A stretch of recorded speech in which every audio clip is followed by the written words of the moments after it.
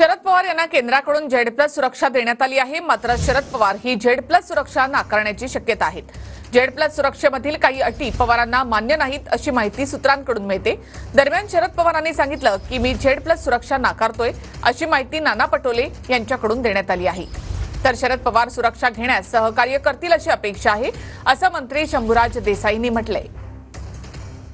पवार साहेब परवा आमच्या बरोबर होते। पवार साहेबांनी आम्हाला सांगितलं मी आणि उद्धव ठाकरे साहेब होतो, त्यांना मला जी आता सुरक्षा दिली ती मी नाकारतो आहे असं त्यांनी आम्हाला सांगितलं होतं। त्यामुळे आता सुरक्षा अधिकारी काय मीटिंग करतात आहे काय नाही मला त्याच्यावरचं आता कुठली प्रतिक्रिया देण्याचं काही कारण नाही। केंद्र सरकारने मान्य पवार साहेबांना Z+ सुरक्षा व्यवस्था देऊ केलेली आहे। देशामध्ये अनेक नेत्यांना केंद्राची Z+ सुरक्षा आहे।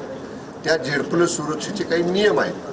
पवार साहेबांच्या सुरक्षेची चिंता राज्याला जशी आहे तशी केंद्राला सुद्धा आहे। त्यामुळे सुरक्षेच्या दृष्टीने पवार साहेब या सुरक्षा व्यवस्था स्वीकारायला सहकार्य करतील असं आम्हाला वाटते।